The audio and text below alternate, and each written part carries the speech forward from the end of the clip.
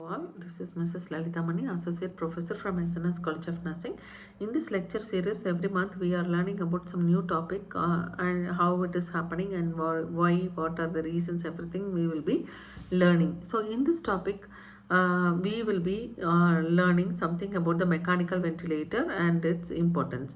So the definition goes like, when the mechanical ventilator is being told, it is like it is a life-saving or life support treatment where a machine or a ventilator takes over the work of breathing for a patient when he cannot breathe on his own. So in that case, it is called as a mechanical ventilator. So a machine which will be taking up, machine or a ventilator which is going to take up the role of breathing of a patient who is unable to do it.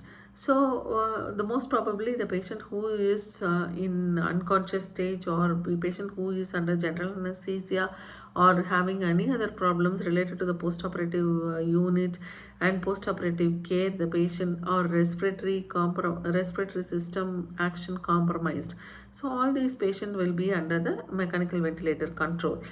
So coming on to the parts of a ventilator, you can see the monitor, the airway, inlet tubing, outlet tubing, or inlet tubing, that is an inspiratory tube, and then it is an expiratory tube. Coming on to the that is a AMBU, or it is a manual breathing ventilator unit. Then there is a arm or which will be holding the tubings. There is a humidifier, monitor is present, and the air filter or the fluid vaporizers will be present, so that whenever a patient is connected to the mechanical ventilator, there will be a tubing which is from the machine to the patient and from the patient to the machine. So all those has to be concentrated. Next, the machine will be having a monitor where the respiratory parameters like tidal volume or respiratory reserve volume or residual volume.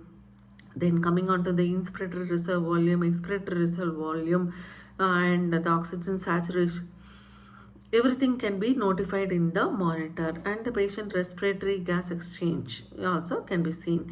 Coming on to the filters, there will be heat moisture exchange filter. So the heat and moisture exchange filter, that is called as HME, heat and moisture exchange filters, which will be present, so that it takes up the role of or neutralizing the effect of moisture and heat. So in this scenario, the patient will be having a filter which is being connected to the tubings, so especially the inlet tube. Coming on to the filters, where there will be a Y connector like section which will be connected to the patient end, and also it will be connected to the machine. So the machine tubings, it is a two-way process where it is like a Y junction, where one end will be there with the patient and another end there will be two tubings. One is the inlet tube and another one is the expiratory tube. So these tubes will be connected to the filter, and the heat and moisture exchange will take place at the HPE filters, okay, HME filters.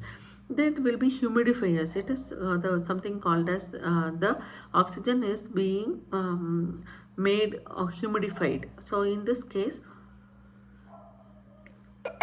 why it is happening? Because the external atmospheric air cannot be randomly or cannot be sent in a raw manner, because the unhumidified oxygen will cause tissue damage. Next one is catheter mount. This is from the patient's in endotracheal intubation tube, where it will be connected from the endotracheal tube to the machine. So it will lift up and it will act as a one single outlet, which can be divided into inlet tube and outlet tubes. So that is called as a catheter mount. The catheter mount is connected to the endotracheal tube outlet, where it can be joined together to the inlet and outlet tube. Next one is T-piece ventilation.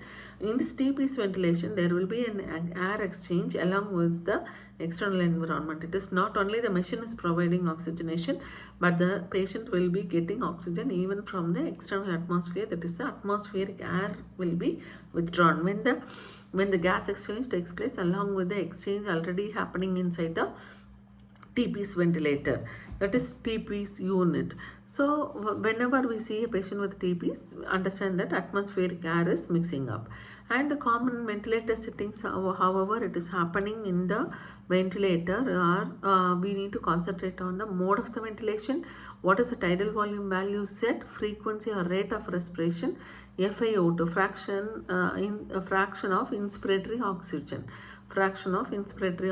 FiO₂, flow rate, how many liters per minute is being advised and what is being kept, and the inspiration expiration ratio. It is two inspiration for one expiration, or one expiration and one inspiration, everything depends.